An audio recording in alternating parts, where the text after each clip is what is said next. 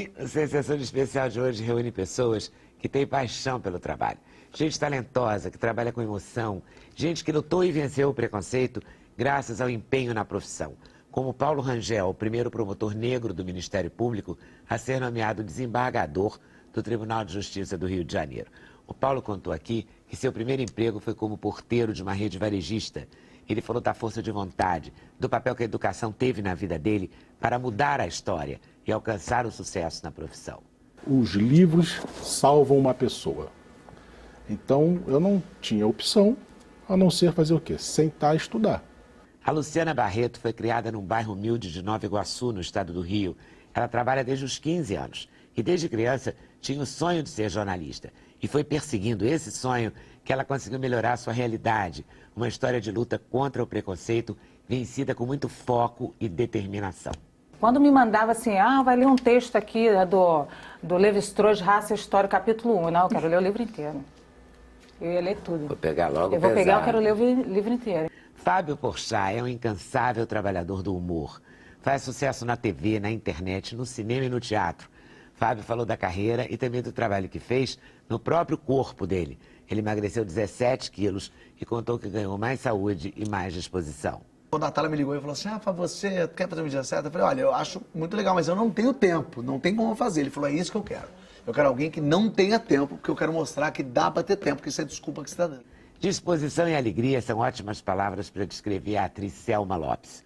Aos 85 anos, a dona Selma é uma referência no trabalho de dublagem no Brasil. Ela é dubladora desde que a profissão foi instituída no país. E aqui no Sem Censura, ela contou histórias deliciosas da carreira dos personagens que dublou e dubla no cinema e na TV.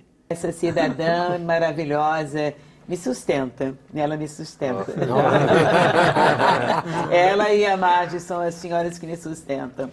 Renato Freire tem uma história interessante na carreira que vai da ciência à culinária. Ele é formado em engenharia química, mas cresceu numa fazenda vendo de perto a produção de doces e queijos. Uma experiência que no futuro determinou uma guinada na carreira dele. Hoje o Renato é chefe de cozinha e ele contou como integrou a química à gastronomia.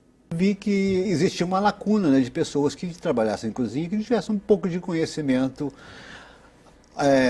de química ou mesmo conhecimentos gerais. A cantora Leni Andrade começou a carreira cantando em boates e desde então não parou de trabalhar. Cantou na Europa, nos Estados Unidos, no México, um sucesso coroado por 28 álbuns gravados ao longo dessa carreira. Um dos mais recentes é o CD Iluminados, dedicado à obra de Vitor Martins e Ivan Lins. Entro no Teatro Rival, desço as escadas, dou de cara com o Ivan. Lenizinha! Me deu um abraço. Chegou no meu ouvido e disse assim, escuta, será que não dava para você dar uma paradinha nessa sua agitação toda e fazer um disquinho só com coisa minha? Ney Matogrosso é um dos artistas mais produtivos da música brasileira. Exigente e incansável, cada show é uma experiência, um projeto, trabalhado com maior esmero. E não podia ser diferente no show Atento aos Sinais, que comemora seus 40 anos de carreira. E continua, eu nem gravei o DVD ainda. Mas eu não tenho pressa, sabe? Vai render, né? Paulo Rangel dá uma lição de luta contra o preconceito através do trabalho. Ele é o primeiro promotor negro no Ministério Público a ser nomeado desembargador no Tribunal de Justiça do Rio de Janeiro. Ele é autor de 6 livros na área penal, foi porteiro de uma rede varejista, tem pós-doutorado pela Universidade de Coimbra e é também professor universitário. O livro dele, no de crônica, tem escrito Crônicas do Cotidiano, volume 1. No volume 2, ele deixa bem claro: os amargos que me perdoem, mas bom humor é fundamental. E é mesmo. É verdade. Volume 1, agora o 2. Isso. Olha lá, os amargos perdoaram.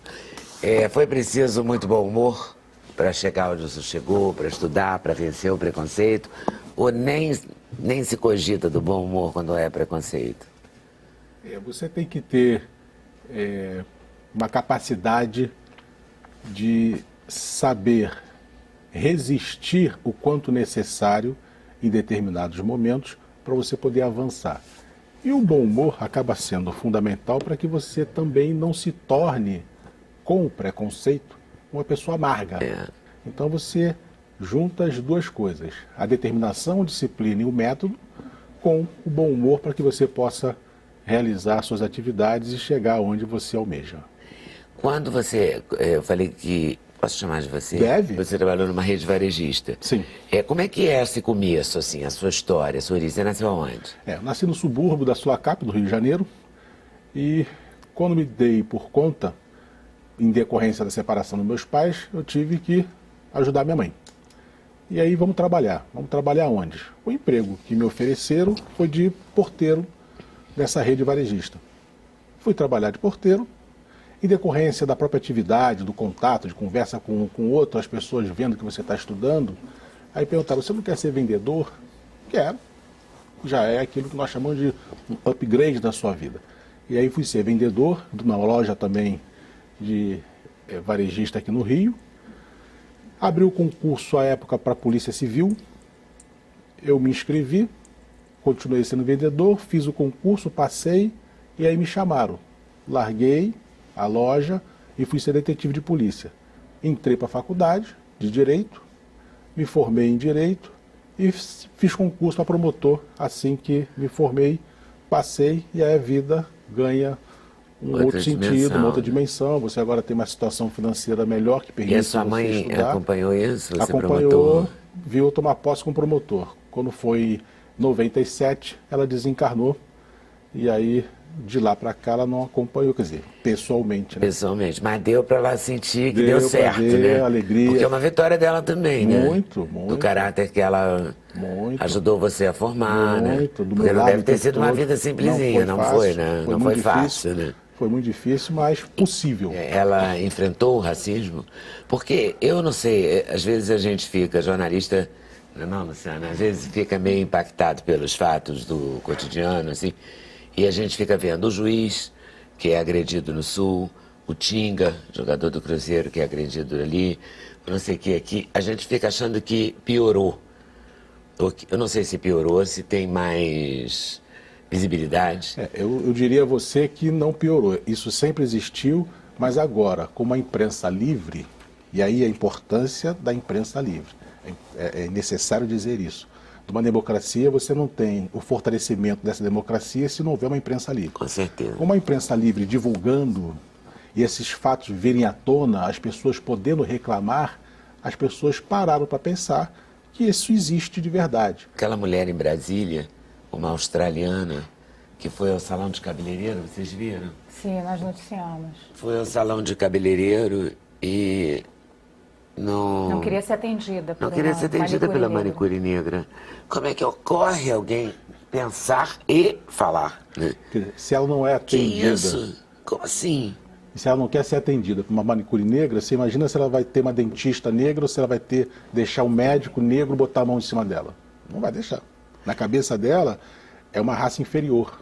E eu não vou me submeter a qualquer tipo de tratamento de beleza ou de saúde para uma pessoa que, na cabeça dela, é inferior. Isso existe. Não é mais por aí. Você não tem mais esse direito. E agora o racismo é feio, né? Você é mau. Hoje o racismo é feio. Eu acho que é um bom caminho. Não é? O racismo é feio, é cafona. Não é descredenciar, ou sabe? Desqualificar o racismo também, não, independente das campanhas de conscientização dos negros assumirem os seus postos, não estou falando disso. Certo. Estou falando que isso também, como um adereço, né? Um elemento pode massificar, porque pode ser, é muito fácil você espalhar essa ideia. Né? Eu acho muito importante. É cafona inclusive. isso. Né? Ninguém quer ser cafona, todo mundo fica meio traumatizado, né? Todo mundo quer ser chique. É O importante chique é não isso. ser racista, eu não sei de que maneira, mas fazer isso, você não acha? Eu acho que é uma importante o que você está bobagem falando. Não, acho que o caminho é esse. Eu acho que é um caminho até de ternura, eu acho, a gente fazer. É uma campanha, assim, sem revanchismo, né? Então, seria uma forma mais terna de fazer esse tipo de campanha de combate ao racismo. Acho que é importantíssimo. Mas voltando à sua carreira, uma carreira brilhante, né? Uma carreira que você sempre investiu no conhecimento. Sim, eu sempre disse e falo para os meus alunos que os livros salvam uma pessoa. Então, eu não tinha opção a não ser fazer o quê? Sentar e estudar. Né? Tem gente que vence só trabalhando, não estuda, mas vence trabalhando e hoje está muito bem. Eu tinha que estudar. Então, o que se faz? É sentar, acreditar que é possível, e aí nesse trajeto é engraçado, Leda, que o preconceito ele vem aparecendo assim. Quando eu era detetive de polícia, que eu fui fazer concurso para promotor, um colega meu também, detetive, branco, estava fazendo a prova, e aí o meu chefe falou para mim, Rangel, por que você vai fazer concurso para promotor, rapaz? Ah, eu quero melhorar. Não, mas é um passo muito alto. Faz primeiro para escrivão, depois você faz para delegado. Ah, tá. Na cabeça dele eu não tinha capacidade de fazer o concurso e passar, como passei. Engraçado que ele falou isso para mim, mas não falou para o outro. Ele não chamou os dois, pô, por que vocês dois não fazem? Não, ele me chamou pensando que eu não ia conseguir dar esse salto. Quer dizer, alguém pode dizer assim, não, isso é coincidência, Angel. Não, não é coincidência. Trabalhamos juntos, no mesmo lugar, estamos fazendo o mesmo concurso. Se ele falasse para os dois, era. Se ele chama os dois, pô, vocês dois têm que fazer o seguinte. Não, ele olhou para mim, me chamou, e quando eu passei, que eu levei o convite, ele, caramba, Rangel, que sorte, hein? Pô, você se deu bem, hein? Que sorte. Eu dei sorte. Tem gente que é reincidente, E aí você foi fazendo, e você é pós-graduado, é pós-doutorado, e vai eu fiz mestrado, fiz meu doutorado, e em 2011 fiz meu pós-doutorado em Coimbra. Qual foi a sua tese? Quais foram as suas teses? Na dissertação do mestrado eu trabalhei sobre a investigação criminal do Ministério Público, né, que é uma discussão que tem, se o Ministério Público pode ou não investigar. No doutorado eu Provando que pode ou não? Provando que pode. Que pode. Pode, né? E deve? E deve investigar, quer dizer, quem tem medo da investigação é quem está devendo. O síndico de um prédio pode investigar, ele entrega aquilo para as autoridades. Então, se ele descobrir alguma coisa de errado no condomínio, ele pega os documentos, os livros e entrega para quem tem direito. Muito bem. Na tese de doutorado foi o Tribunal do Júri. Um tema muito interessante que eu gosto do tribunal. E no pós-doutorado eu fui trabalhar as decisões judiciais. Fui discutir como é que os juízes elaboram uma decisão judicial, que tipo de perfil é esse juiz, quer dizer, a formação desse juiz, onde é que ele estudou, o que ele fez, qual foi a faculdade que ele se formou, para justificar ideologicamente a decisão que ele dá, que é onde também está carregado o preconceito dele. Então, eu tenho conhecidos... Não amigos, só de raça aí, né? Não, geral. Eu tenho conhecidos que nasceram na Zona Sul, estudaram na Zona Sul nos colégios de ensino fundamental, fizeram faculdades na Zona Sul, fizeram concurso, passaram. Esses caras não têm a menor noção de dificuldades. Quando eles se deparam com um processo em que há a discussão, por exemplo, dessa moça que foi arrastada, eles não conseguem entender aquilo. Eles não sabem que aquilo ultrapassa a questão do direito penal. Ali tem um racismo. Não o racismo porque o policial tem ódio do negro e quis arrastar a negra. Não, não é isso, eu não acredito nisso. É porque ele funciona num sistema que é racista, ele não se dá conta. Ele não jogaria uma mulher branca em Ipanema na Vieira Soto na mala de um carro. É óbvio. Ele não prenderia aquele ator, Vinícius. Não prenderia. Baseado em evidências que não existiam. A evidência é que ele é negro. Lógicas. A evidência é óbvia. Ele é negro, estava parado no ponto de ônibus, então foi ele. Não foi assaltado por um negro? Fui. Esse cara tem um tá negro aqui, né? Ele, foi ele. Eu acho que... pronto, é ele. Eu preciso só achar um negro. O negro que eu achar é o autor do crime. E aí viram a confusão que deu. Eles não fariam isso se fosse um branco. Então, não é que o delegado seja racista, o promotor. Não, eles operam num sistema que é racista e não se dão conta disso, por causa da massificação. E às vezes o próprio policial é negro, não se dá conta disso. Não é incrível isso? Nós fizemos a segunda marcha contra a desigualdade racial na Defensoria Pública. O coronel PM, que estava lá representando o chefe de polícia, disse isso. É muito difícil eu falar de racismo numa instituição que predominantemente tem negros, porque eles não aceitam. Quer dizer, é aquela coisa do negro que não percebe que não é ele que não gosta de outro negro. Ele está dentro de um sistema em que, para ele, o negro é o principal suspeito. E foi feita uma pesquisa com uma polícia militar de determinado estado e perguntaram, entre um negro e um branco, quem é um suspeito? O negro. Andando num carro de luxo, um negro e um branco, quem você para? O negro. E de que forma a gente vai conseguir remover isso, digamos? Olha, eu tenho dito e bato nessa tecla, educação. Eu não acredito numa solução, como muita gente diz assim, vamos fazer uma lei para punir. Vai fazer a lei vai ser descumprida, como é, e vai punir os que forem, mas não vai mudar. Vai punir um ou outro. Vai punir um ou outro. Você tem que educar. Só acredita no sucesso de uma sociedade quando você investe na educação. Aí sim, exemplo, Coreia do Sul. Fez um investimento na educação em 20 anos, pumba, deu um salto de qualidade. É incrível isso, né? Um exemplo claro. Claro, né? claro. Por isso que eu digo, eu gosto quando a presidenta Dilma destina 100% dos royalties à educação. Eu não vou sentir isso mês que vem, nem ano que vem, vou sentir isso daqui a 20 anos. Se o dinheiro for aplicado na educação. Na educação, efetivamente. Você vai sentir isso daqui a 20 anos. Educação em todos os sentidos, né? Claro. Porque o sujeito atravessa fora da faixa, é falta de educação. Isso. Ele joga lixo na rua, é falta de educação. Né? Ele está no cheque especial, com todo respeito a quem está sério, que não teve um momento, uma situação dramática naquele momento, né?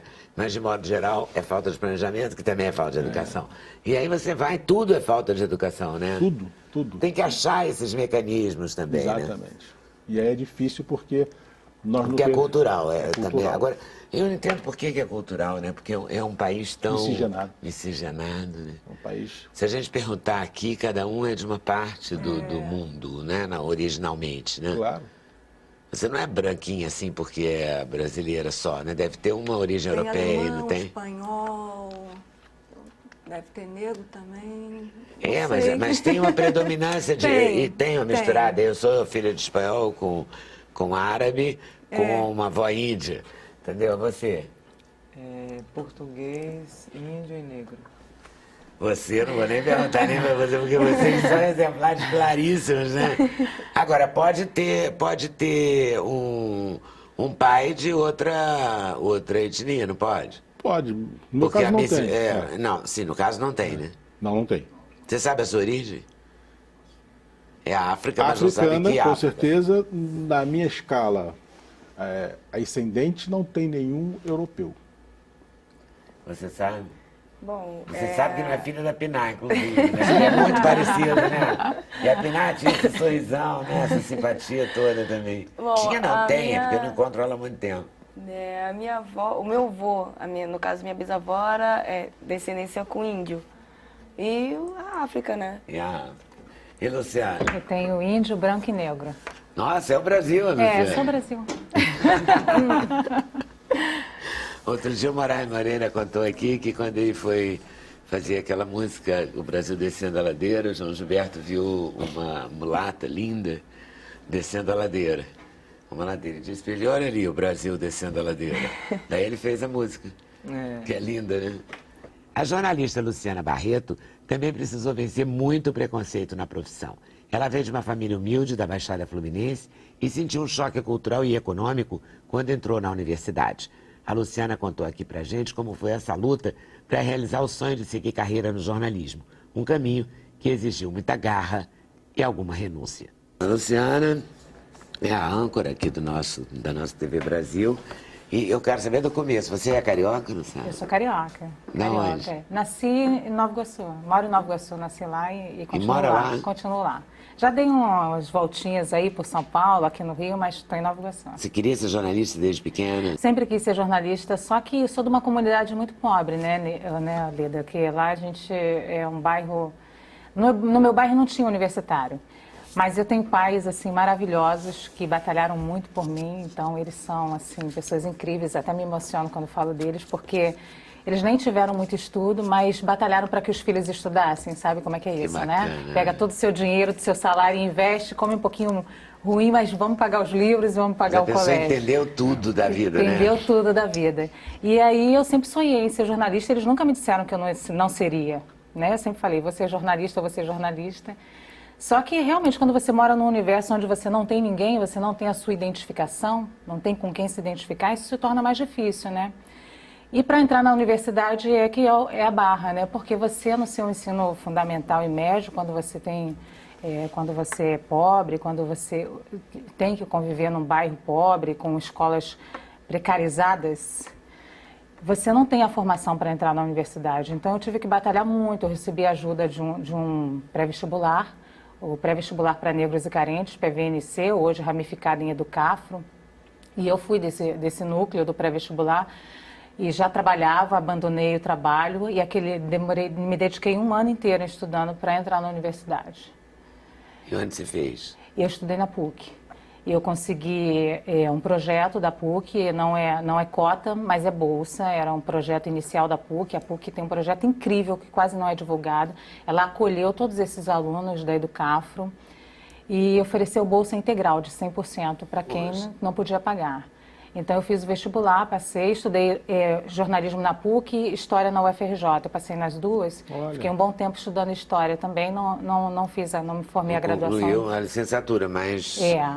mas estudei um bom tempo. Mas é bom isso da história, né? Era para formação, né? Na verdade, formação, eu acho que você detecta que você tem uma dificuldade, que você precisa acelerar a sua formação, né? Você precisa correr na frente. Acho que é isso, no final das contas. A Sandra de Sá fala muito isso, que agora eu não vou correr atrás, agora eu vou correr na frente. Correr na frente. Você tem que correr na frente. Você lê muito, incrivelmente.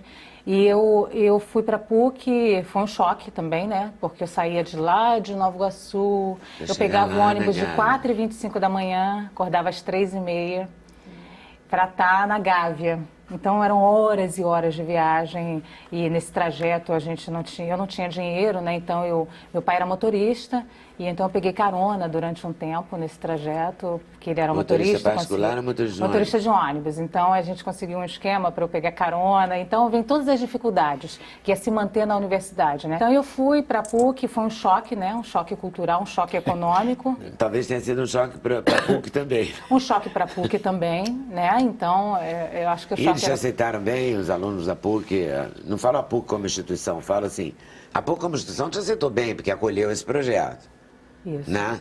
Mas a convivência, assim, teve alguma coisa desagradável? Não. A PUC foi incrível. Agora, os alunos da PUC, eles também tiveram, por parte deles, uma estranheza, porque de uma hora para outra começa a vir um núcleo de alunos completamente diferentes do padrão, né? Então, você começa a colorir a universidade, né? Num determinado momento. Então, eu fui o terceiro ano desse projeto da Educafro, já tinha muito aluno. Então, eu me lembro que eu fui a primeira estudante negra desse ano, a única, aliás, desse ano, e a primeira do jornalismo. Então, tinha uma estranheza na sala. Quando eu cheguei, que teve aquela apresentação, nunca me esqueço desse dia, que teve aquela apresentação, qual o seu bairro, né? O seu bairro e a sua escola. Então, eu já não era do bairro nem da cidade, né? Enfim. E aí eu fiz a minha apresentação, saí dali muito mexida, sabe? Porque eu era muito diferente, todo mundo me olhava e eu chorei muito, eu me lembro, nesse dia, porque eu saí para a pracinha ali da PUC, né? E chorei muito, porque eu falei, gente, vai ser muito difícil. Aí caiu a ficha, né? Não era só entrar na universidade, era se manter na universidade, caiu a ficha naquele momento. E eu percebi que ia ser muito difícil, porque eu tinha que pegar carona, porque eu tinha que passar o dia acordado, porque eu já estava cansada quando eu chegava na universidade, porque eu não tinha dinheiro para comer na universidade, então eu percebi que a barra ia ser pesada, né? E então eu chorei muito. Você levava merenda? Levavam a comida e, enfim, só que eu estudava na UFRJ à noite, era um dia inteiro. Aquela que quer abraçar o mundo, né? Não basta, né? Também se quer animou, abraçar o né? mundo, me animei. Eu tive amigos que viviam, que também eram do projeto, e viviam de cachorro-quente. Tinha um cachorro-quente que eu me lembro que era R$1 ali do lado de fora da PUC, e eles viviam de cachorro-quente. E eles conseguiram, tem um desses até que conseguiu concluir um doutorado na França, hoje em dia. O garoto do cachorro-quente. O garoto do cachorro-quente foi valente, né? Você viu que foi valente, foi valente. A mãe dele era uma empregada doméstica. Ele tem uma história incrível também. Incrível. E a PUC acolheu todo mundo de uma forma assim espetacular, sabe?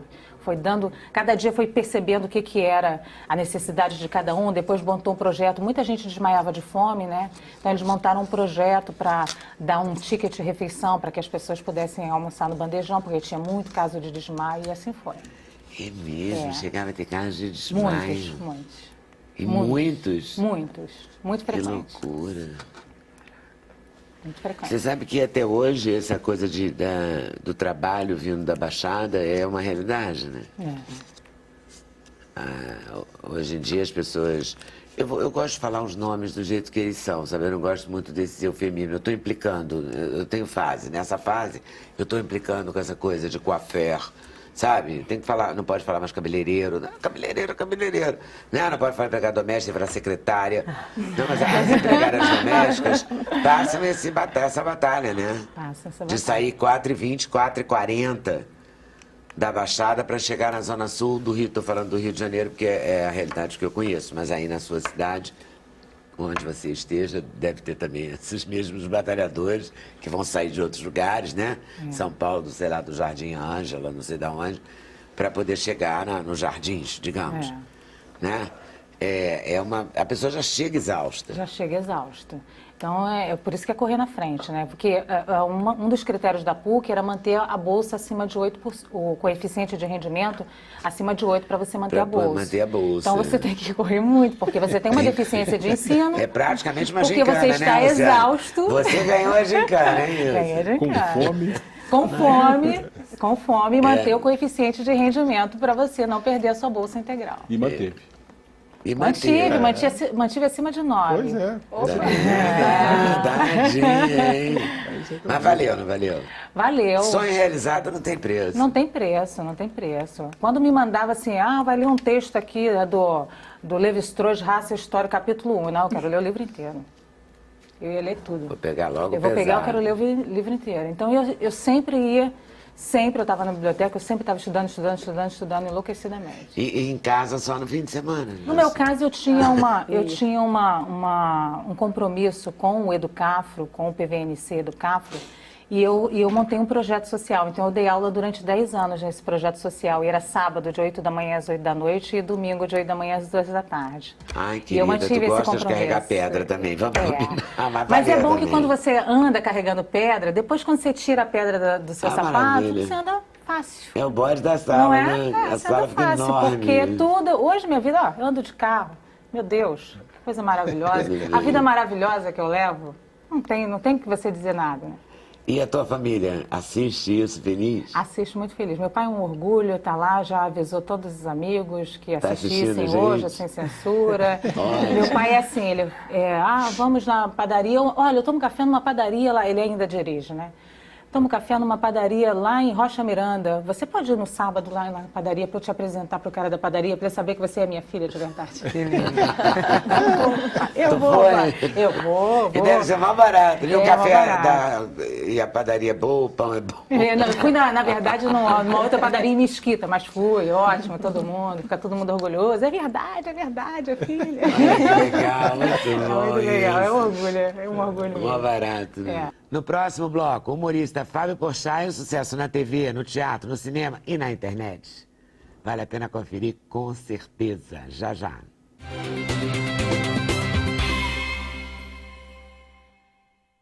O humor é a matéria-prima no trabalho do Fábio Porchat, que faz sucesso da TV à internet, do cinema ao teatro. Na peça Fora do Normal, ele ri daquelas situações do cotidiano que testam a paciência da gente. Seja um atendimento de telemarketing, uma viagem de avião ou na academia, na hora de ficar em forma. Trabalho que, aliás, o Fábio encarou na vida real com muita competência.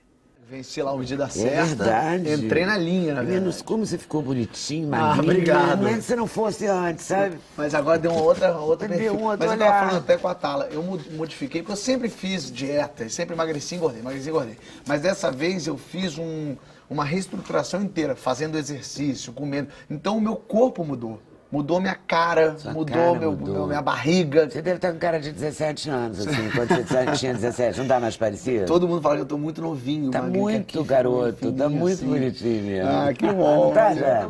Mas eu achei uma consegui gracinha. fazer, eu perdi 17 quilos só de gordura. 17 quilos. Só de gordura. Então assim, eu perdi, muita gente falava, você não precisa estar no mídia certa, você está fazendo mídia certa. Eu também achei estranho. Eu perdi você 19 centímetros de abdômen. Nossa. Quer dizer, uma pessoa que perde 19 centímetros não pode não estar precisando perder. Não tem jeito. Então foi eu entrar na linha mesmo. Quando a Tala me ligou e falou assim, você quer fazer mídia certa? Eu falei, olha, eu acho muito legal, mas eu não tenho tempo, não tem como fazer. Ele falou, é isso que eu quero. Eu quero alguém que não tenha tempo, porque eu quero mostrar que dá pra ter tempo, porque isso é desculpa que você tá dando. E o que você acha que fez você dar esse tempo? Dá, é porque dá. É só você colocar na sua rotina diária. Eu já ando, por exemplo, eu sei como eu funciono. Então eu ando no meu carro com uma mochila, com tênis, de correr, com shorts e camiseta. Então, 20 minutos eu tenho do meu dia hoje, eu vou correr. Então é encontrar, porque na minha cabeça era assim, ou eu corro 1 hora e fico, ou eu não faço. Ele falou, não, se você tem 15 minutos, faz 15 minutos. Amanhã você vai ter meia hora, faz meia hora. Então eu comecei a encaixar. Então agora eu tô jogando vôlei na praia. Agora eu sou um carioca, vou ao Leme jogar vôlei. Eu vou achando tempo, vai encontrando. Aí eu vou sair daqui, entra aqui a reunião que eu vou ter às 9 da noite, é o tempo que eu tenho de correr. Eu corro esses 40 minutos. E você corre assim em qualquer lugar? Corro em qualquer lugar. Aterro, lagoa. Eu gosto de correr ao ar livre, eu prefiro correr ao ar livre. Mas na academia e na esteira do prédio, onde tem o ensaio. Outro dia eu fui correr na casa da minha tia, que era no Jardim Botânico, eu tava na lagoa, eu ia ter uma reunião na barra. Eu falei, quer saber? Parei na casa da minha tia, deixa eu correr na tua esteira. Corri, fui. Porque dá. Eu encontrei o lugar pra fazer isso. E gostou, né? Gostei. E deu prazer. Gostei. Com alimentação, assim, eu sempre gostei de comer tudo. Eu como de tudo, tudo mesmo. O problema é que eu como muito. Se eu comer salada, eu como muita salada.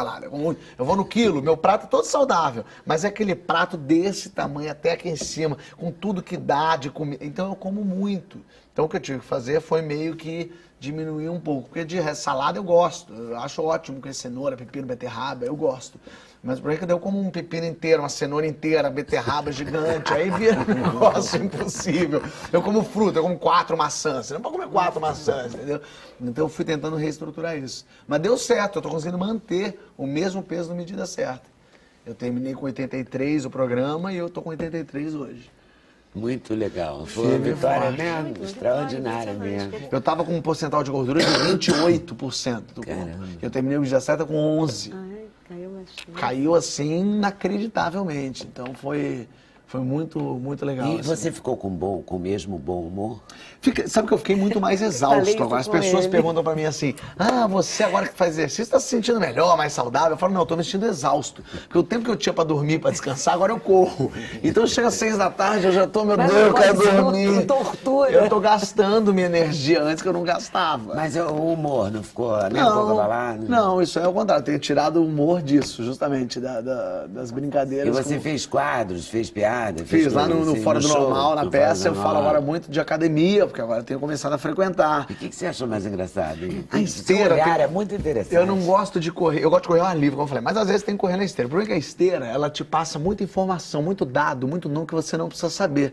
Então às vezes você tá até disposto, você fala, vou correr 30 minutos. Aí você bota na esteira 30 minutos e vai correndo. Aí você corre bem, vai correndo legal, vai correndo tranquila, vai dando uma cansada, você olha ali 1 minuto. Você, meu Deus do céu, o tempo não passa na esteira. O tempo na vida real é muito diferente do tempo na esteira. verdade, né? Parece que no mundo em que vivemos o tempo passa 1, 2, 3, 4. Aí ele faz 1, 2, 3, 3, 3, 3, 2 de novo, 3, 3. Você não consegue passar daquilo ali ao inferno. A esteira eu cubro. Sempre que eu vou correr, eu cubro a esteira. E aí você vê também a escala, o quanto você gastou. Aí você corre 30 minutos. Você está exausto. Você olha lá, você gastou 139 calorias. Quer dizer, agora você pode comer uma ameixa. Que legal. Então, eu prefiro não saber nada. Eu prefiro cobrir aquilo com a toalha e correr o que eu tenho que correr e pronto, tá resolvido.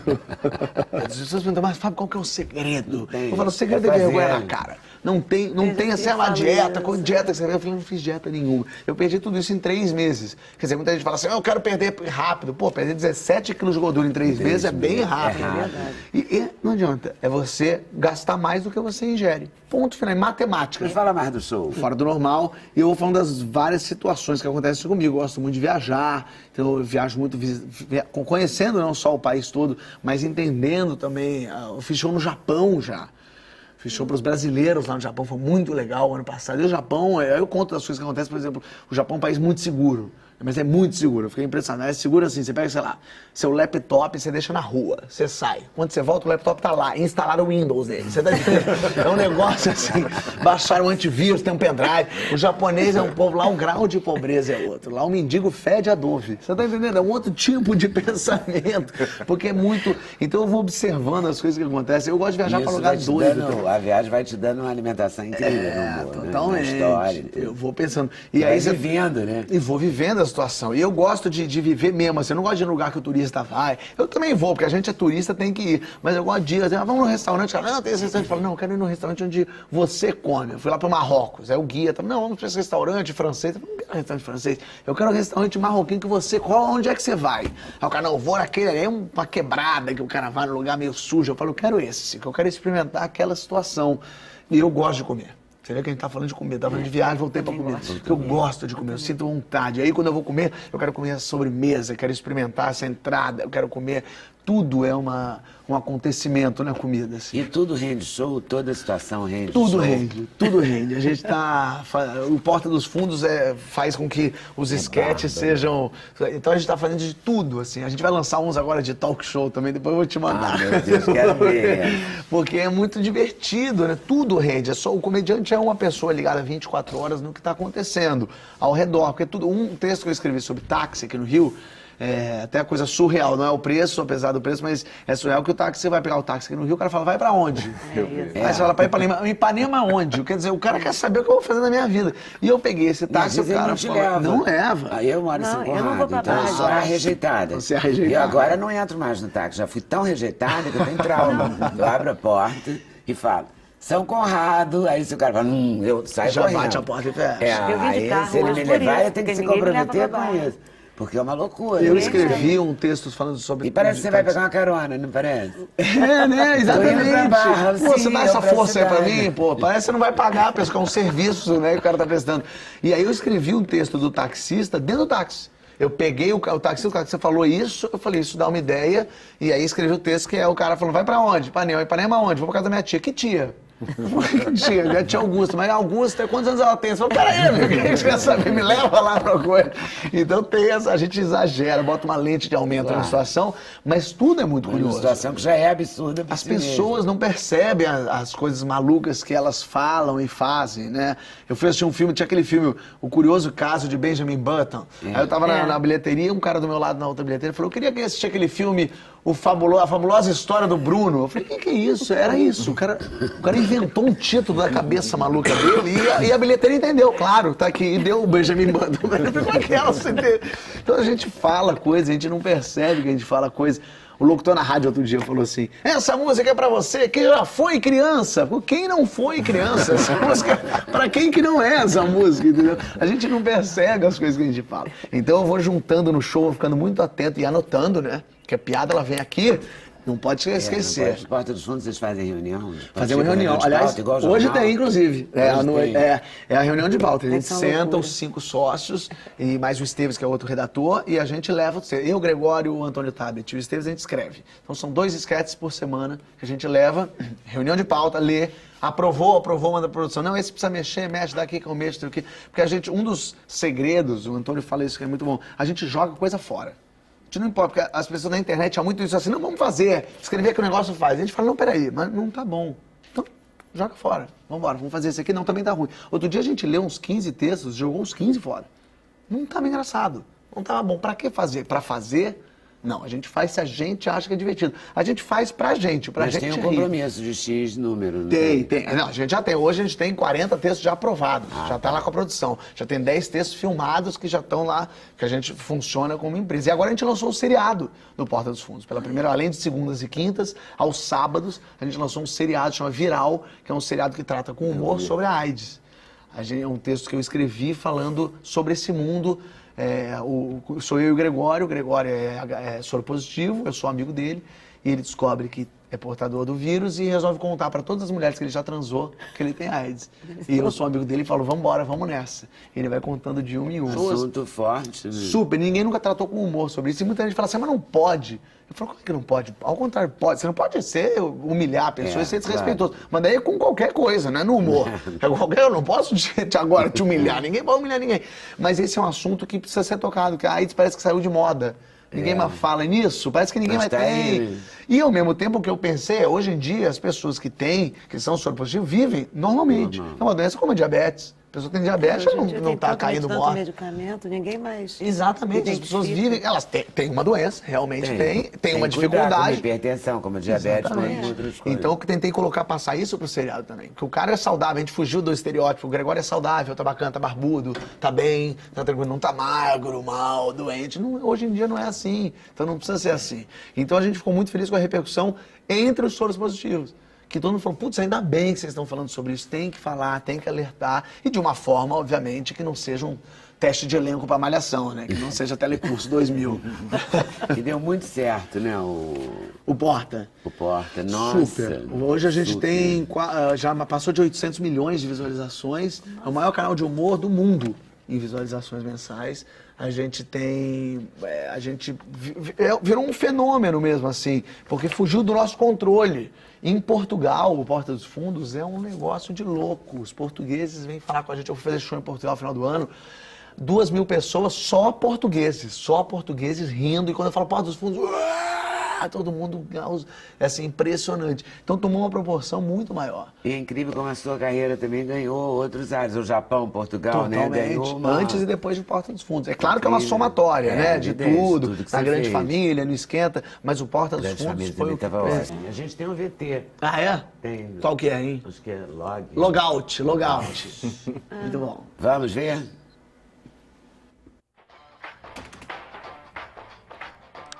Oi, amor, fala rapidinho que eu tô aqui trabalhando. Não, amor, você deixou aqui o seu Facebook, tá aberto aqui no computador. Claro, foi bom você ter me ligado, amor. Tava precisando falar com você, realmente. Faz um favor pra mim, meu amor. Vai na área, sai daí agora. Ué, na área? É, que o Fernandes me perguntou se eu tinha um parafuso de aço. E eu precisava ver lá na caixa de ferramenta. Mas você quer que eu veja isso agora? Você acabou de falar que tava com pressa. Não, pode falar. Foi você me ligar que deu uma aliviada boa aqui. Tá bom, então eu faço o que aqui com esse computador? Esquece o computador, Aline. Pelo amor de Deus, deixa ele quietinho aí.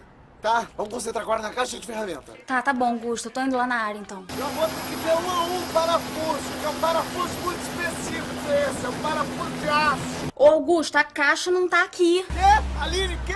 A caixa de parafuso que não tá aqui dentro da caixa de ferramenta, Augusto. Tá, olha, aproveita então que você vai ao banco e leva umas roupas velhas pra dar pra igreja. Hein? O que você acha? Separa aí que tem muita roupa no armário. Que banco que, Augusto? Tem 2 anos que eu pago conta só no computador, tá doido?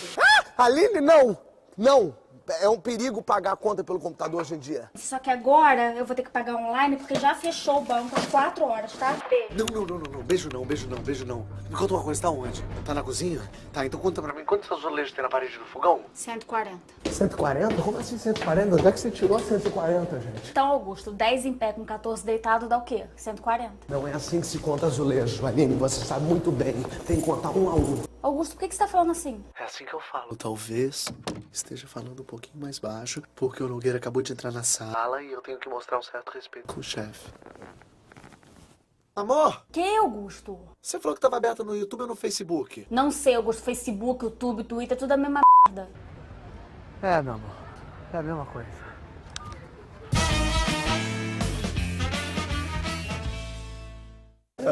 A gente se perde de rir mesmo. É muito bom. A seguir, a atriz e dubladora Selma Lopes, que aos 85 anos de idade dá um show de talento e de amor pela profissão. E a história do Renato Freire, engenheiro químico, que virou chefe de cozinha. A gente volta em instantes, aguarde.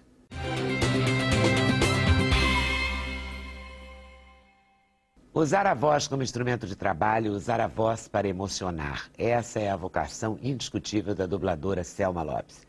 Ela praticamente inaugurou essa profissão no Brasil. Tem no currículo diversos personagens e com todo o orgulho do prazer que tem até hoje na profissão dela, aos 85 anos de idade. Selma, você sempre acha que a sua voz mudou com o tempo ou não? Mudou com os personagens? Eu acho que com os personagens, porque cada personagem exige uma voz, né? Então, de acordo com a figurinha do boneco, é que eu coloco a voz. Muito bom isso. Quantos anos de dublagem? Desde que ela foi instituída neste país. Eles procuraram os profissionais de rádio, né? E na época eu fazia Rádio Mairink Veiga. E eu fui convidada pelo Carlos de la Riva para fazer o teste. E fui fazer o teste. E me dei bem. O teste era o Rapidino Gonzalez hoje. Na época era... Não, hoje em dia ele é ligeirinho. Na época era Rapidino Gonzalez. Aí perguntou, você é capaz de fazer isso? Aí lá fui eu. Então... Arriba!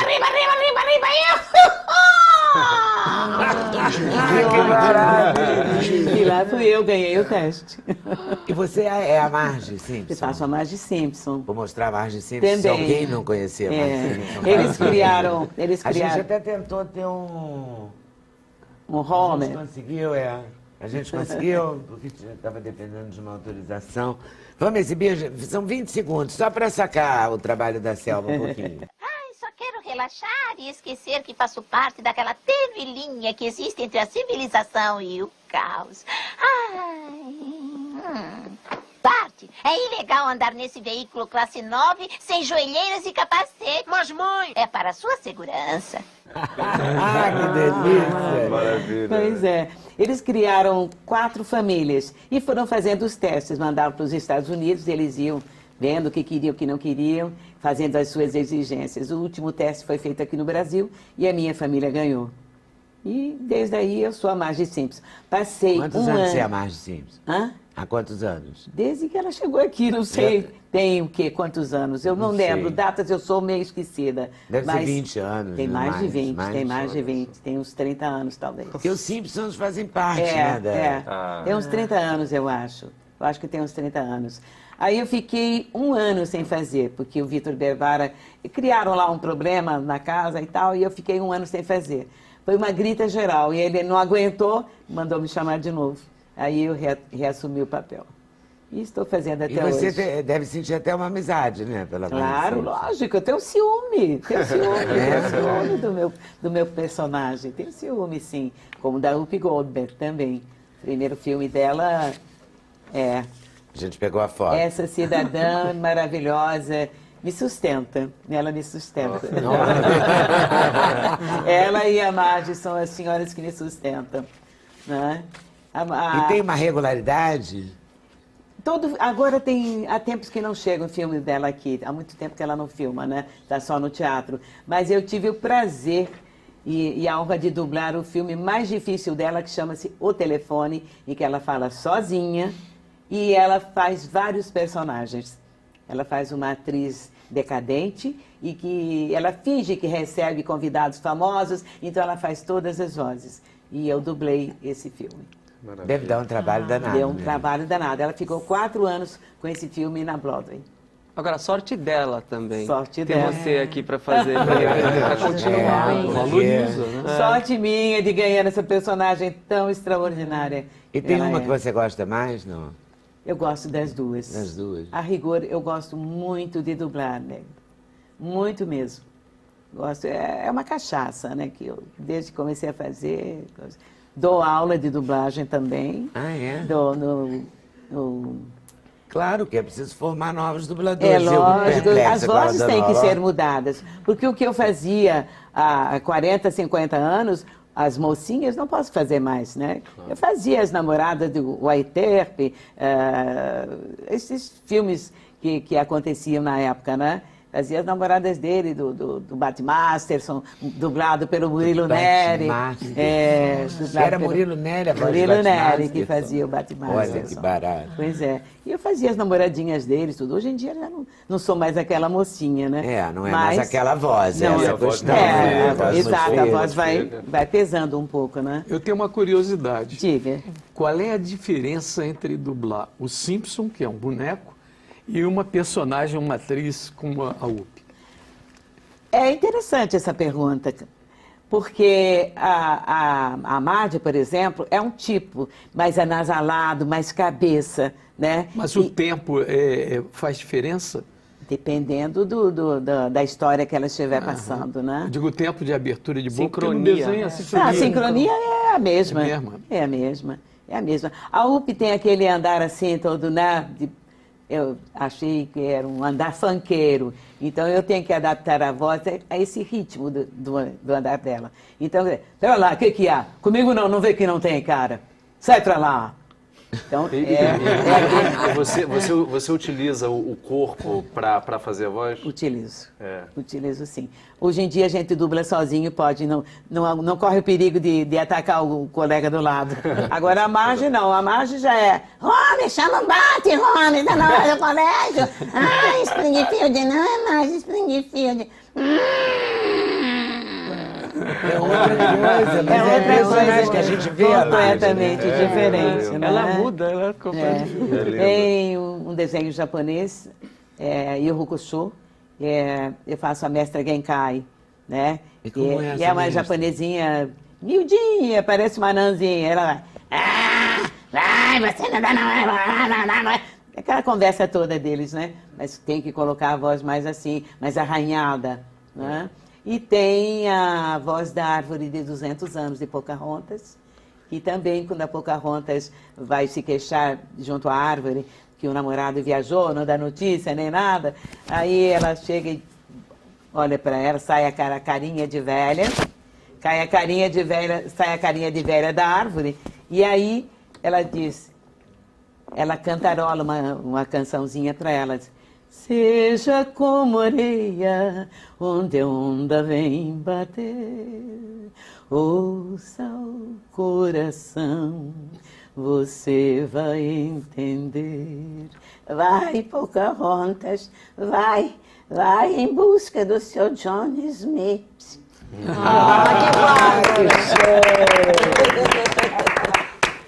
Que show! E por aí vai, né? A primeira boneca que a Estrela construiu no Brasil chamava-se Tagarela. Era uma bonequinha feia, não tinha a boca aberta, era um risco no lugar dos lábios. E então eu gravei 10 frases para essa bonequinha. Foi a primeira boneca falante do Brasil. Olha que né? Aí ela dizia, penteia meu cabelinho, mamãe, gosto muito de você. Eram 10 frases diferentes. O primeiro jingle do Biotônico Fontoura foi criado na Rádio Meirink Veiga, nos corredores, pelo maestro Alceu Boquino. Então, era... Biotônico Fontoura, no almoço e no jantar, dá saúde e bem-estar. Muito legal.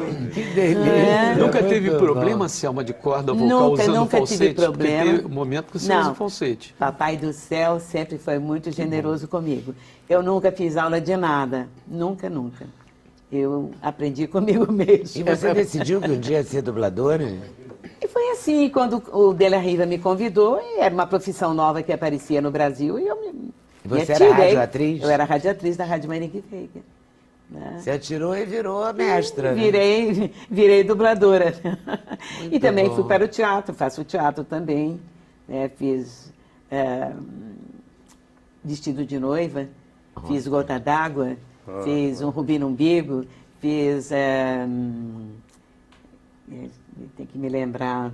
Tem várias outras peças. São 23 peças que eu já fiz. Né? Roque Santeiro, também eu fiz, direção da Bibi. O Rubi no Umbigo também, direção da Bibi. E por aí vai. A primeira peça de Paulo Pontos, encenada no Brasil, eu fiz também. Olha, direção do Glaucio Gil. Foi muito legal tudo. Você passou por várias Passei gerações, por por várias ícones do gerações. teatro. E trabalhei aqui com Daniel Zulay fazendo as vozes das bonecas. Gilda, Ritinha, Damiana e a Chicória, que eu sou apaixonada por ela. Vai, Daniel! Tá na hora do programa, Daniel! Você tá atrasado! Maravilha, isso, muito bom. E quando você fala, você tem uma outra voz para a vida real. Porque se você falar mesmo, parece que está falando com a gente ligar para sua casa. Sempre tem uma pintazinha que dá. Com a Marge Simpson. Lembra a Marge. Você faz a Marge Simpson, às vezes me perguntam, né? E outras vezes não. Porque a matéria-prima é dela, ela é a matéria-prima, né? E por aí, é parte dela que a gente ouve. Às vezes toma o táxi da direção, ele sente se mover. Conheço a voz da senhora da onde? Eu, com certeza já invadi a sua casa muitas vezes. Que delícia. E que por aí delícia. Muito bom, Selma, né? Essa é a minha vida. Quem é da tua geração que manteve-se no ar durante todo esse tempo também dublando? O Orlando Drummond é da tua geração? Orlando Drummond, Maria Helena Pader, né? Maria Helena Pader, Antônio de Pádua, quem mais? Naíra Murim. Naíra Murim, Cordélia Santos, são todos do meu tempo. E você acha que os novos dubladores, esses que você ensina, alguns têm esse amor pela profissão, sacam que a profissão é... Tem que ter, senão não faz aula. Comigo não, porque eu desmascaro logo. E tem que ter o diploma de ator, né? Tem um certificado que a gente tem, o DRT do ator, né? E a gente também dá um certificado reconhecido pelo sindicato. Mas, e há uma procura séria. Há uma procura enorme. E a criança também é a mesma Criança, técnica? eu tive um aluno que ele terminou a alfabetização na bancada. A gente ditava as frases para ele e ele ia direitinho. Muito bom, muito bom. Eu vou agradecer a Bárbara Lafetá, da Rede Globo, a liberação da presença da atriz Selma Lopes aqui. Muito obrigada. Renato Freire nasceu numa fazenda em Minas Gerais, numa família grande, e sempre ficou atento ao que era preparado na cozinha. Muitos queijos, muitos doces. Renato se formou em engenharia química e estudou principalmente a tecnologia dos alimentos, um conhecimento que ele aplica hoje como chefe de cozinha. E você veio para como? Você começou estudando... Eu fiz algumas faculdades. Eu fiz primeiro o curso de engenharia química, me formei também em economia, fiz um mestrado em combustão e gasificação de carvão, mas sempre gostei mais de cozinhar, então acho que a cozinha sempre foi um pouco da minha Mas quando você estava estudando, você estava buscando alguma coisa ou você estava só querendo cumprir um script para entregar os diplomas? Não, porque eu sempre quis ser, desde mamãe? criança eu quis ser cientista, achava que queria ser cientista e tal. Pô, não deixa de ser um alquimista. Exatamente. Você é um alquimista hoje. Então a minha mãe ficava às vezes maluca, chegava às visitas, levantava a xícara da cômoda, estava toda cheia de grão de feijão ou de coisa que eu tentava fazer experiências. Né? Então, assim, desde criança eu já tinha essa veia um pouco de buscar essa parte de química. Aí fiz o curso de engenharia química, gostava muito de tecnologia de alimentos, gostava de cozinhar, porque Boa Esperança foi uma cidade que foi, o Lago de Furnas tomou praticamente a cidade. Eu era criança nessa época, então foi uma época que a gente acampava muito, ia pescar muito, então a gente ia na confiança que ia pescar alguma coisa. Então a gente sempre cozinhava e... Como eu gostei de cozinhar bem, eu sempre tentava aprimorar um pouco mais e não deixar ninguém fazer e eu mesmo fazer as comidas. Mas isso podia no máximo te levar a ter uma cozinha normal na casa e uma cozinha gourmet e te levou para ser chefe. Porque quando eu me mudei, eu me formei em Belo Horizonte, na Universidade Federal de Belo Horizonte, e vim trabalhar no Rio como consultor numa empresa de engenharia econômica e comecei a frequentar os restaurantes, foi na época que o Rio começou a chegar os grandes chefes da francesa, o Laurent, Troagot, Daniel Braga da Itália. Então comecei a procurei estágio em restaurantes, na época me acharam maluco como engenheiro vai querer mexer com cozinha, fazer estágio, você não... E eu me dedicava bastante a isso. Você ia no fim de semana inicialmente? Ia no dia de semana, final de semana, e fiz cursos de sommelier, todos os cursos de culinária que aparecia, com o Zé Hugo Celudano, com o amigo meu, estava presente. Zé Hugo, querido. Então eu sempre vi que existia uma lacuna, né, de pessoas que trabalhassem em cozinha, que tivessem um pouco de conhecimento de químico, ou mesmo conhecimentos gerais, porque até hoje se fala, todo mundo quer ser chefe, virou uma profissão glamourosa e todo mundo... Glamourosa aberta. Na época não, era exatamente uma profissão de segunda ou de quarta linha, eles me dedicar mais. Na época eu lancei um livro de cozinha, que era a parte muito ligada à parte de química também, que foi chamado A Mágica na Cozinha, que é um livro onde eu mostrava receitas que o ingrediente principal não tinha, ou seja, uma lagosta, um prato de lagosta que não tinha lagosta, um prato de camarão que não tinha camarão.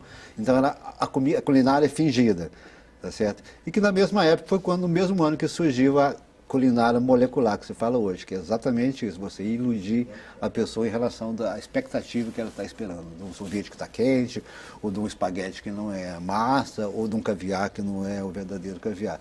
Então foi uma coisa em paralelo. Então eu me dediquei muito a essa parte de estudar a química dos produtos, mas não de uma maneira industrial, mas de uma maneira amadora e uma maneira, inclusive, caseira. Então você tem esse prato de camarão que você usa de lagosta, que é simplesmente uma mistura de ovos, peixes e tomate. E fica com o gosto e textura de uma lagosta. Juro. Então, daí lancei esse livro, mas na época eu não trabalhava como cozinheiro profissional, ainda trabalhava como engenheiro. E o salário entre o engenheiro de alimento, químico, todos os cursos que você tem e o chefe batem? Hoje acho que eu ganharia melhor. Empatam? Sim. Empatam? Empatam. Hoje sim. Você ganharia melhor na onde? época não, longe. Mas eu acho que hoje na gastronomia você consegue ter bons salários ou mesmo... Mas no momento que você fez a opção, isso de alguma forma te tocou, não? Não, porque é o seguinte, quando eu fiz essa opção realmente de trocar, eu fui fazer isso na Europa. Eu saí do trabalho aqui, fui de mala e fui para a Europa fazer estágios. Fui pensando em ficar alguns meses, acabei ficando 7 anos. E lá eu comecei a trabalhar realmente como cozinheiro, assim, de colocar um umbigo no fogão, como se diz, de ficar trabalhando direto. Hoje eu sou chefe da confeitaria Colombo, né, que eu trabalho só diretamente ligado na produção são 72 pessoas, ou seja, uso muita parte da economia, né, você realmente já administrar uma brigada tão grande. E a parte da química me ajuda a prever resultados. Às vezes eu faço a receita sem nunca ter feito o prato e ela realmente funcionar bem, entendeu? E quando você publica um livro, você publica um livro de receitas que você criou? Ou você recriou? Não, por exemplo, esse livro que eu trouxe aqui é uma ampliação daquele que eu tinha falado da marcha na cozinha. Só que eu estava quase perguntando se aquele não devia ser reeditado. Então, né? esse só que esse não é formato da enciclopédia, porque eu tenho 120 VBs que eu explico o que é o produto original, tá certo? Por exemplo, um caso clássico hoje, fala-se muito aceto balsâmico. É o produto que você encontra. Antes era um produto restrito a uma região italiana, produto raro, caro e hoje muito tem todos difícil. No mercado. Mas todos falsos, todos falsificados. Todos? 99,99%. E como é que a gente vai achar um verdadeiro? Ou comprando da Itália, uma coisa muito cara, menos. É muito raro. Ou senão você pegar o livro e fazer a receita que tem no livro, que você consegue fazer um milhão de aceto balsâmico. Eu falo o que é o aceto balsâmico verdadeiro nos verbetes e depois no final tem uma receita de cada produto desse. O aceto balsâmico é usado muito. Ele pode ser feito e ser conservado em casa? Quer dizer, eu tenho que fazer cada vez que eu usar ou eu posso fazer? O ideal é que você faça e vá consumir daqui a 20, 30 anos. Ah, não, menos, né? Não, porque realmente o balsâmico verdadeiro... beijinho. Mas um balsâmico verdadeiro, original, você nunca vai encontrar com menos de 25 anos. Por isso que ele é raro, por isso que ele é caro e por isso que ele é falsificado. Você pegar o suco de uva, ao invés de fazer um vinho, você fermentar, você levar num tacho e cozinhar aquele suco até virar um xarope, tá certo? Porque a água vai embora e ele concentra, vira um xarope. Esse xarope é guardado em barris, que aí vai sofrer o processo de fermentação que vai transformar num vinagre. Começa no barril de 50 litros, 5 anos depois ele passa para um de 40 litros, ele vai perdendo por evaporação, até chegar a ver num frasco desse tamanho. Então aquele livro vai custar $1.000 aquele aceto balsâmico. Esse é um aceto balsâmico. Agora, o que se tem hoje industrial, você pegar, às vezes, a vinagre de vinho de segunda linha, caramelo e uma essência que dá um gosto de madeira, tá certo? Então você consegue falsificar dessa maneira. Então, e você tem balsâmicos caros, que é feito de uma mistura do balsâmico verdadeiro com um balsâmico não verdadeiro. Então tem falsificações de diversas maneiras. Só que um produto feito toda essa tecnologia que demora muito tempo você encontrar em qualquer botequim que você vai, tem alguma coisa errada. Esse livro foi mostrar em 120 produtos que estão no mercado, que exigem essas falsificações. E no final tem as receitas. Tem as falsificações do bem e as falsificações do mal. Isso aqui é de uma beleza plástica, né? Isso aí é a nossa parte da light diet, que são coisas todas feitas com frutas, né? Por exemplo, aqui na frente tem esses néctares, que é só esse da frente é manga, gengibre, maracujá e coentro. Faz uma sobremesa maravilhosa sem açúcar. Como é que é mesmo? Manga. Manga. Explorava assim um pouco. Você vai colocar manga no liquidificador, a quantidade que quiser, suco de maracujá, gengibre. Bate bem, vai ficar bem cremoso, né? Não vai ficar aguado, não. Bem cremoso. Depois você coloca umas folhinhas de coentro, liga e desliga, liga e desliga. Então vai dar aquele gostinho de percevejo de longe. Que realmente coentro tem um gostinho de percevejo no final. E aí é um produto que realmente com pouca gordura, com pouca açúcar e que faz as pessoas perder o trauma de coentro, que no Brasil muita gente tem trauma de coentro, que faz, tem coentro, a pessoa, coentro é um ingrediente maravilhoso. No próximo bloco, trabalhadores incansáveis da arte e da música, a cantora Leni Andrade e o cantor Ney Matogrosso. Não saia daí, hein? A gente volta já já.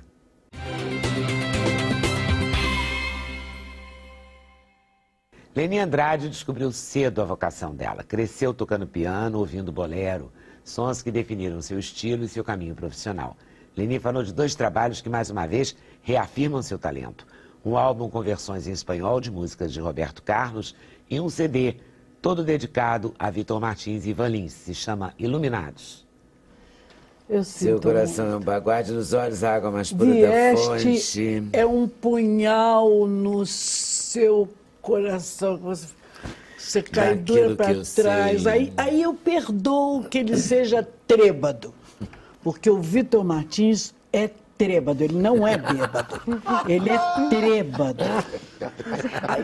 Eu permito que ele Sinceria da com a estrela. garrafa de uísque no chão do meu lado, eu levanto, eu guardo, eu cuido, eu faço tudo que ele quiser. Eu levo a garrafa até, eu tô morta de saudade dele. Porque é um Tem algum escândalo, tempo gente, que eu é não um vejo ele. escândalo. Daquilo que eu sei, nem tudo me deu clareza, nem tudo É foi um permitido. desespero. nem Um das dia na nossas novela, vidas, da 2 nossa dias depois eu geração. estava cantando lá na Tijuca. O amor tem feito coisas, é o nome do disco. Que até mesmo Deus duvida. Eu não aguento, o Vitor vai ver, ele quer me matar. É um escândalo. E você decidiu fazer um CD com o Vitor querendo te matar e com o Ivan também matando, é isso? Querida. Você escolheu os dois e falou, agora vai ser esse projeto não, aqui. Querida, não. Não? Como é que eu foi? não escolhi nada. Eu fui ver a banda no Teatro Rival. Nem pensava que o Ivan estaria lá. Entro no Teatro Rival, desço as escadas, dou de cara com o Ivan. Lenizinha, eu digo, meu amor, que bom que você veio. Poxa, claro, que bom, que ótimo. Os meninos vão ficar muito contentes de você estar aí. Aí me deu um abraço, chegou no meu ouvido e disse assim, escuta, será que não dava para você dar uma paradinha nessa sua agitação toda e fazer um disquinho só com coisa minha? Eu falei para ele, você larga a mão de ser canalha? Porque, puxa vida, a gente se conhece há tantos anos. Não me venha com uma conversa dessa. Já nos encontramos 500 vezes fora do Brasil, em tudo quanto é festival, pelo mundo todo. Você nunca falou uma palavra para que eu fizesse um disco com as suas coisas. A minha amiga que estava do lado, Regina Baptista, agarrou no telefone e falou assim, João Samuel, que é o produtor, João Samuel, desconfio que o seu disco já está pronto. Eu estou aqui do lado da Leni, abraçada com o Ivan, a fotógrafa do Rival tirando fotografia, que o Ivan está fazendo essa proposta indecorosa e eu estou aqui de testemunha. Ele acaba de pedir para ela fazer um disco só de coisas dele. O João respondeu do lado de lá no celular, tá feito, fala para ela que tá feito. Vou ligar para o Fernando Melino. Foi assim, em 15 dias, ficou pronto. Tá pronto. Tá aqui. Eu agora ando assim, né? Os discos caem no meu colo. Tá aqui o disco do Roberto Carlos. Eu fui na Albatroz, que é do Menescal e do Raimundo. Eu fui lá pegar 400 discos meus que estavam lá parados e eu fui com o meu empresário, com o Djalma Marques, pegar esses 400 discos. Fizemos um acerto com o Raimundo, pararam, não, a gente quer pegar. Aí parou no barquinho, não sei o quê, não sei quanto, pararam, aí entrei lá, sento na cadeira, vem um menino trazendo um cafezinho para mim, o técnico de som, e vem o Raimundo com 2 folhas de papel na mão. Lenizinha, escuta, dá para você dar uma olhadinha nisso aqui? Nós estamos aqui do lado do estúdio, dá uma olhadinha, dá uma espiadinha, olha que bonitos os arranjos que eu fiz. Nós estamos montando um disco do Roberto, estão contratadas 4 moças para vir para cantar. É tudo em espanhol, só Roberto Carlos em espanhol. Mas entra aqui, Lenizinha, entra aqui. Eu entrei, Leda Nagli. 4 horas depois, estava isto aí gravado. Eu comecei a corrigir as letras todas com uma caneta preta, que eu corrigi tudo. Porque aquilo que eles me entregaram na mão não era espanhol. E espanhol, querida, com licença, que espanhol eu estou sabendo tanto quanto eu falo português. Isso daqui não tocou nenhuma faixa na rádio ainda, está esgotado. Em todos os lugares. O disco saiu, eles nem me avisaram. E saiu fora do Brasil também? O disco saiu, tem shows para serem feitos mercado pelo latino, mundo americano inteiro. tinha que sair, Porque imagina isso aqui, quando tocar 2 faixas disso em Miami, eu vou ter que tomar um avião e ir lá fazer, sei lá, você não gosta de pegar avião. Vai ser um sacrifício. Vai ser um sacrifício. Ela detesta viajar. Os arranjos estão lindíssimos. Cruzei com ela em Nova York. Eu acho que o próprio Roberto, quando escutava, ia dizer assim, puxa, caramba, que coisa interessante, olha já só. gosto do pé na estrada, essa mulher. Eles fizeram um disco meu, né? Para o rei.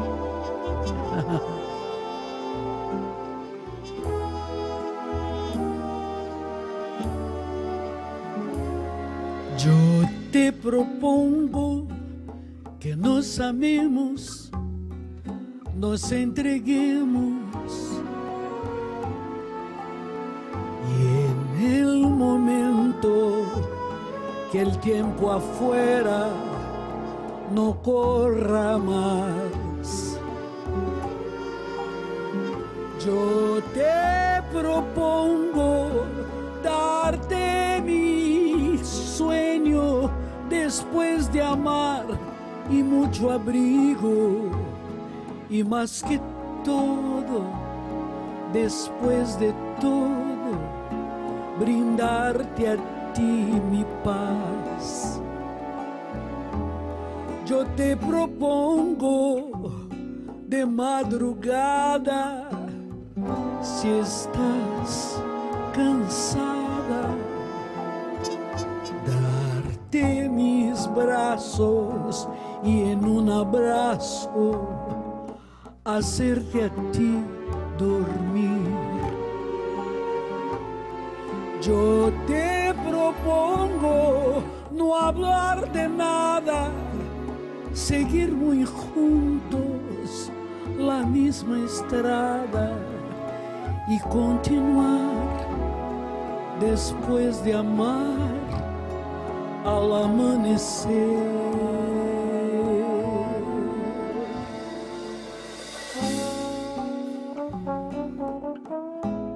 Aí com aquele vinho, né? E para quem gosta, eu acho que é um prato cheio. Dá para botar aquele joelho com joelho para a gente se lembrar que a coisa ainda continua bem. Yo te propongo no hablar de nada, seguir muy juntos la misma estrada y continuar después de amar al amanecer.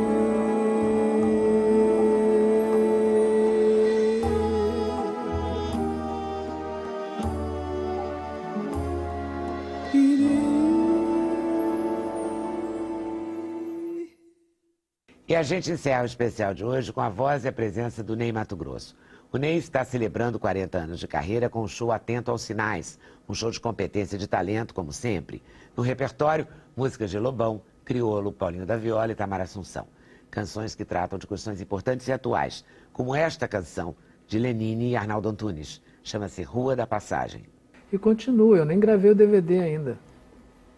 Mas eu não tenho pressa, sabe? Vai render, né? Engraçado que na televisão em Minas passa o CD, a imagem da capa, e você cantando a música do sinal, dos sinais, sim. Mas tem a imagem do CD. Mas deve ser só... Uma capa, talvez uma foto de tem divulgação. Tem imagem do CD, mas não do DVD. Eu não gravei ainda o DVD.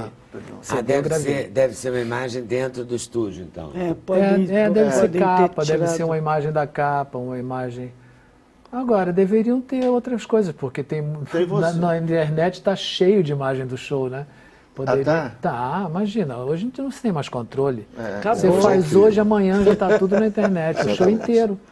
Acabou, o YouTube está dando 2 dias depois da estreia, eu vi o show inteirinho. Eu tive a paciência de ver tudo que tinha o show inteiro, assim. Claro que não é com qualidade, tudo, mas tinha o show inteiro. O que para mim não me deixa desconfortável, não, pelo contrário. Eu acho que isso ajuda a aguçar a curiosidade das pessoas. Funciona até como atrativo, né? Eu acho também. Isso é uma grande... Para você comprar depois uma grande divulgação espontânea. Exatamente. Para nós é muito penoso. Eu digo, não sei como é que está hoje para você que pega um público grande dentro de um coliseu no Porto. Se bem que lá eles são mais educados, mas o celular é o grande inferno do teatro hoje. As pessoas perdem o tempo delas gravando, olhando para isso em vez de olhar para lá. Em vez de olhar lá, elas perderam a noção da apreciação do real, do afetivo, do emocional. Eu acho que elas é que perdem mesmo. Elas coletam isso e veem fora. No teatro a gente perde, porque aí atrapalha mesmo tanto a luz verde aqui quanto o chamar, o falar.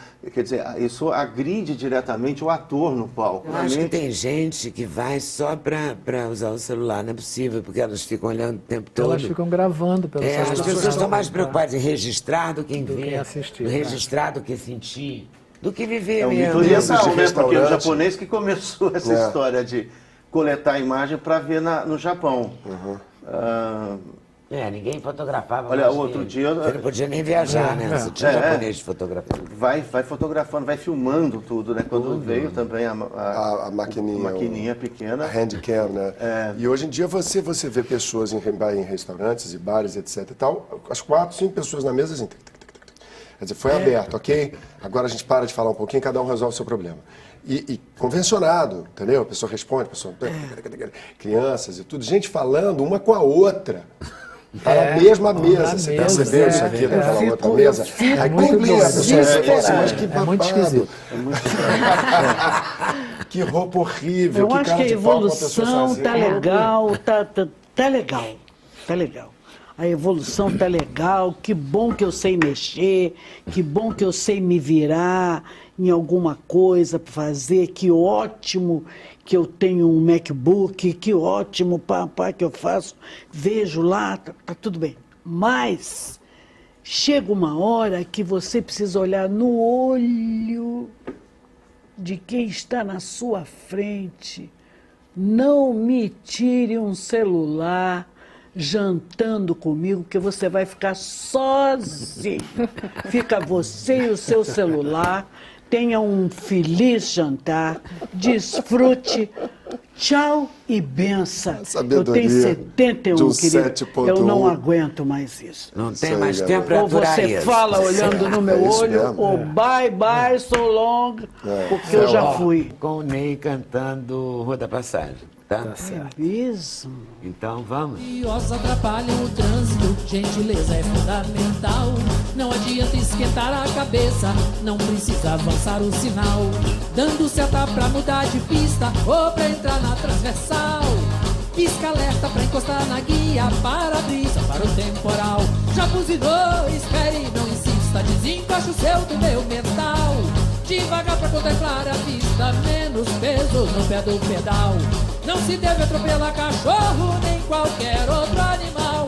Todo mundo tem direito à vida e todo mundo tem direito igual. Todo mundo tem direito à vida e todo mundo tem direito igual.